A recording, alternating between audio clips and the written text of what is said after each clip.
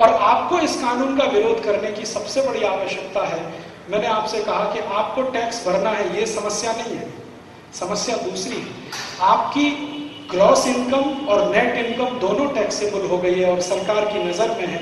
माने अब थोड़ा पैसा भी आप बचा नहीं पाएंगे, माने धर्म के काम में अब आपका पैसा कम से कम जाएगा, और धर्म के काम में पैसा कम जाएगा तो मंदिर और मंदिरों से जुड़ी हुई संस्थाएं ये सब सूख जाएंगी, और ये संस्थाएं सूखेंगी तो सच में सबसे बड़ा आघात धर्म पर ही होगा।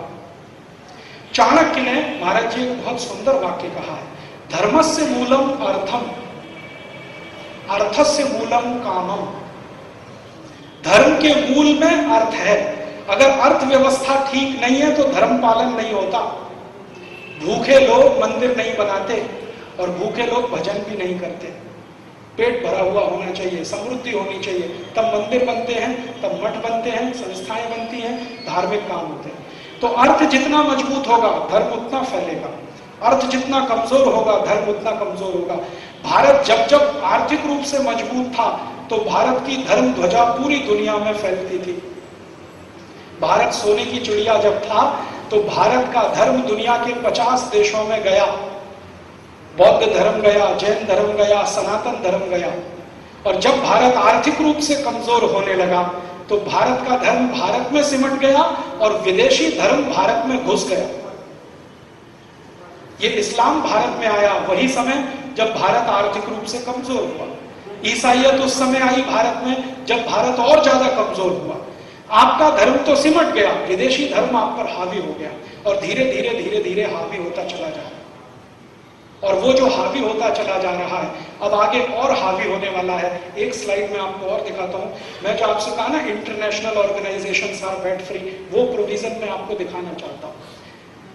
ये नेक्स्ट एग्जेम्पशन, एग्जेम्पशन में क्या है, शुरू में तो दिया है sale by a unit in SEZ, special economic zone. सरकार ने हर राज्य में कुछ स्पेशल इकोनॉमिक जोन बनाए। अगर उसमें आपकी यूनिट है और वो कुछ भी बिक्री करती है तो वो वैट फ्री। आए देखिए next last, specified diplomatic authorities and international organisation. Diplomatic authorities क्या होती हैं? पाकिस्तान का हाई कमिश्नर, अमेरिका का एम्बेसी, ये सब डिप्लोमेटिक अथॉरिटीज है। ये सभी कुछ भी करेंगे तो वैट फ्री है।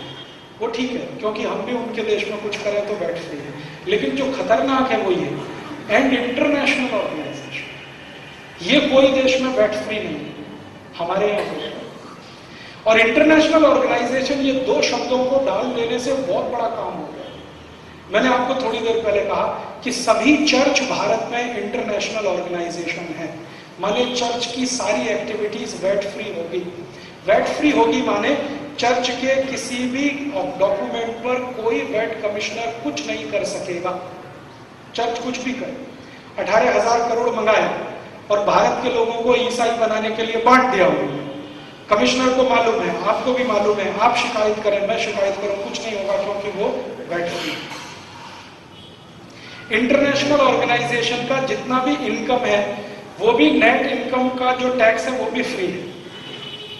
जैसे मैं आपको बताऊं ना, American embassy, American embassy Bharat में महाराज जी सबसे बड़ा प्रॉफिट मेकिंग इंस्टीट्यूशन है, सबसे बड़ा प्रॉफिट मेकिंग इंस्टीट्यूशन। कारण क्या है? लाखों वीजा एप्लीकेशन हर साल वहां आते हैं और 90% उसमें रिजेक्ट होते हैं। रिजेक्शन के बाद वो फीस वापस नहीं करते। आपने जो वीजा एप्लीकेशन फीस भरा है वो कभी वापस नहीं करते। मैंने पिछले साल महाराज ये हिसाब जोड़ा था, जितने एप्लीकेशन भारतवासियों ने अमेरिका में वीजा के लिए दिए उन पर जितना फीस उन्होंने दिया 2000 करोड़ रुपए लास्ट ईयर, और 2000 करोड़ रुपए टोटल टैक्स फ्री इनकम है अमेरिकन एम्बेसी की।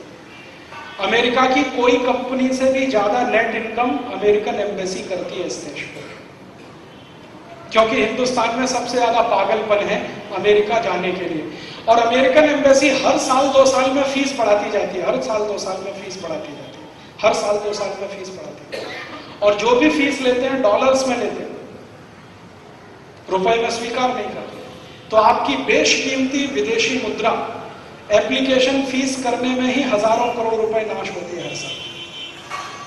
तो वो पूरी एक्टिविटी इनकम टैक्स फ्री है। अब उसी से जुड़ी हुई कोई भी दूसरी एक्टिविटी वैट फ्री है, माने उनकी ग्रॉस इनकम भी टैक्स फ्री है, नेट इनकम भी टैक्स फ्री है।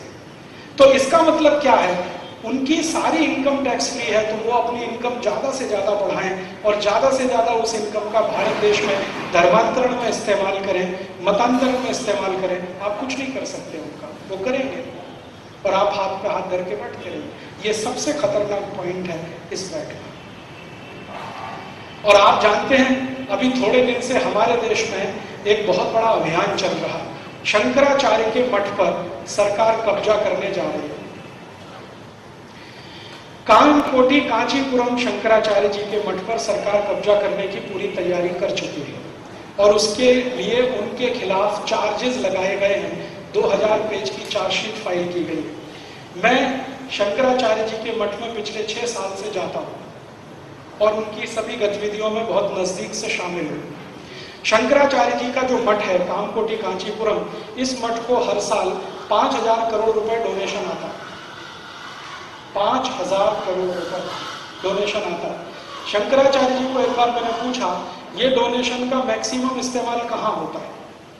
तो उन्होंने कहा सबसे ज्यादा मैं इसका पैसे का खर्चा करता हूं उन गांव में जहां पर गरीब हिंदू ईसाई बन गए। तो वो क्या कर रहे हैं, शंकराचार्य जी दक्षिण भारत के गांव में जो ईसाई बने हुए हिंदू हैं उनको वापस हिंदू बना रहे हैं, उसमें उनका सारा पैसा खर्च होता है। 5000 करोड़ हर साल वो खर्च करते हैं। मैंने एक दिन कहा शंकराचार्य जी को, ये तो बहुत बड़ी रकम है जो आप खर्च कर रहे हैं। तो शंकराचार्य जी ने कहा तुमको मालूम है ईसाई बनाने के लिए 18,000 करोड़ खर्च हो रहा है, मैं तो उसका 1/3 भी नहीं कर रहा। तो वो करते क्या है, गरीब आदिवासी विद्यार्थियों के लिए निःशुल्क स्कूल चलाते हैं और उन स्कूलों में भर्ती होने पर फिर हिंदू बनाते हैं। उनके लिए स्कूल के सब खर्चे करते हैं, किताब, कॉपी, पेंसिल, खाना पीना, कपड़े सब देते हैं। फीस भी वही भरते हैं।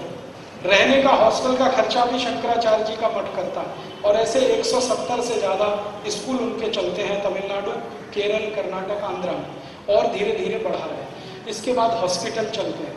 उन हॉस्पिटल में निःशुल्क चिकित्सा की जाती है ऐसे लोगों की जो गरीब हिंदू थे, आदिवासी हो गए हैं, वापस हिंदू बनने को तैयार है, उनकी वो निःशुल्क चिकित्सा कराते हैं। इस सब में खर्चा होता है। सरकार चाहती है वो सब बंद हो, क्योंकि जो क्रिश्चियन इंस्टीट्यूशंस हैं उनको ये बर्दाश्त नहीं, क्योंकि शंकराचार्य उनके सामने खड़े, अब आर पार की लड़ाई हो गई है। तो क्रिश्चियन इंस्टीट्यूशन का असर जैसे ही बढ़ा, मैंने सोनिया गांधी जिस दिन इस देश की सुपर प्राइम मिनिस्टर बनी, उसी दिन से ये षड्यंत्र शुरू हुआ। इसके लिए तरह तरह से कोशिशें चल रही हैं। एक तो सीधे उनके ऊपर चार्ज लगाओ, उनको जेल में डालो, चार्ज प्रूफ नहीं हुआ फिर भी जेल में डालो, और जिनके ऊपर चार्ज प्रूफ हो गए हैं उनको कैबिनेट मिनिस्टर बना के बिठा लो। शिबू सोरेन 78 मर्डर किए हैं शिबू सोरेन ने, जिंदा जला दिया। 78 मुसलमानों को शिबू सोरेन ने जिंदा जला दिया झारखंड में। सबूत है, अपराध सिद्ध हुआ है, चार्ज प्रूफ हुए हैं, लेकिन आज तक वो छूटा हुआ है क्योंकि सरकार में मंत्री बन के बैठे। और अगर सरकार उसको अरेस्ट करे तो केंद्र की सरकार गिरे, तो शिबू सोरेन को मंत्री बनाओ, उसको सुरक्षा दो, और शंकराचार्य जिनका अपराध अभी सिद्ध नहीं हुआ उनको जेल में भेजो और पूरे देश में बदनामी कराओ। टीवी चैनलों को पैसा दे दे के खबर छपवाओ, और टीवी चैनल जो अमेरिका से संचालित हैं जैसे स्टार न्यूज, पूरी तरह से अमेरिकन टीवी चैनल, 3 महीने उसने शंकराचार्य के खिलाफ विश्व वमन किया। सत्य उसके विपरीत है।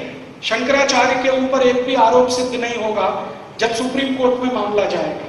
सुप्रीम कोर्ट ने अभी ऑर्डर दिया है कि तमिलनाडु में कोई निष्पक्ष न्याय नहीं मिलेगा, इसलिए सारे मामले कर्नाटक में ट्रांसफर किए जाएं।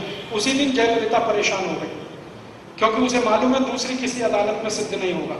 एक दिन सुप्रीम कोर्ट में शंकराचार्य जी का बेल एप्लीकेशन गया, उसी दिन स्वीकार हो गया, और हाई कोर्ट ने बेल एप्लीकेशन स्वीकार नहीं किया क्योंकि हाई कोर्ट जयललिता के कंट्रोल में है। जयललिता सोनिया गांधी के कंट्रोल में है, सोनिया गांधी चर्च के कंट्रोल में है। और आप याद रखिए इस बात को, कभी भूलिए मत, अभी थोड़े दिन पहले पोप मर गया, पोप जॉन पॉल। हमारे देश में 3 दिन का राष्ट्रीय अवकाश हो गया। पोप मर गया, ठीक है, मर गया तो क्या करें उसका, हमसे क्या लेना देना उसका। वेटिकन सिटी 3 दिन का करे या 30 दिन का, हमें उससे क्या लेना देना। अमेरिका करे, यूरोप करे, क्या। हिंदुस्तान में 3 दिन का राष्ट्रीय अवकाश, पोप मर गया, जैसे हमारा कोई बहुत बड़ा धर्मगुरु मर गया। सुनील दत्त मरा तो 1 दिन का राष्ट्रीय अवकाश, पोप मर गया तो 3 दिन का राष्ट्रीय। और भारत का कोई भी बड़ा धर्मगुरु मरे तो किसी भी दिन का अवकाश नहीं।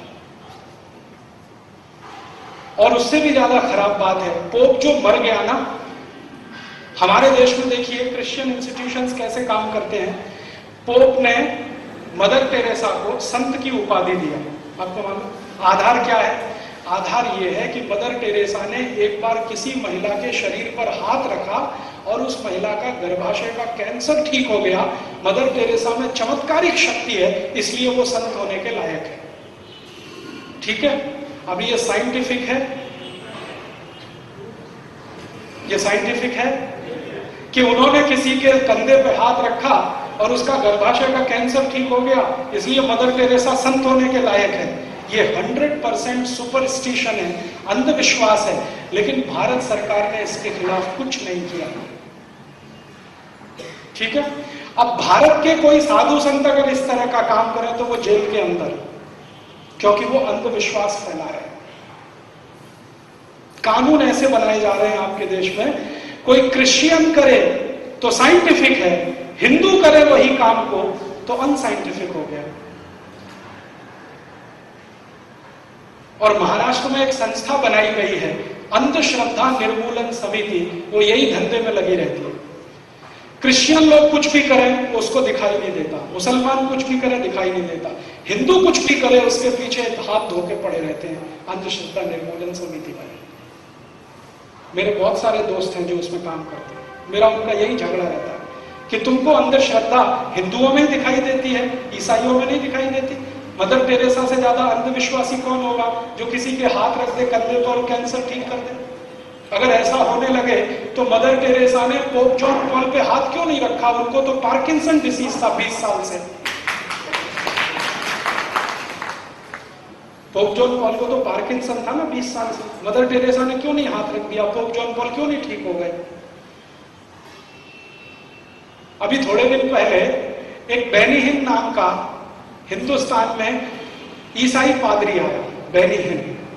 उसका बेंगलोर में बहुत बड़ा फंक्शन हुआ। तो उस फंक्शन में वो तमाशा क्या करता, आपको ईसाई बनने का है, वो संत परिवार उसमें जाइए, सभा में जाइए, वो भाषण करेगा, 10 लोग खड़े हो जाएंगे, वो बोलेंगे इसका भाषण सुन के मेरा कान ठीक हो गया, इसका भाषण सुन के मेरी आंखों की रोशनी ठीक हो गई, इसने भाषण किया तो मेरे शरीर के सारे खून में कोलेस्ट्रॉल कंटेंट खत्म हो गया, इसका भाषण सुन के तो मुझे हार्ट अटैक आना बंद हो गया। ये बेनी हिन तमाशा करता है। फिर 20 लोग ये सुना देते हैं, सब लोग कहते हैं हाँ हाँ बहुत अच्छा है, तो आप भी ऐसा करो तो आप सब ईसाई हो जाओ। हाँ हाँ हाँ हो जाएंगे, गले में चर्च डाल देते हैं, क्रॉस, ऐसे ये सब तमाशा होता है। बेंगलोर में उसका कार्यक्रम हुआ।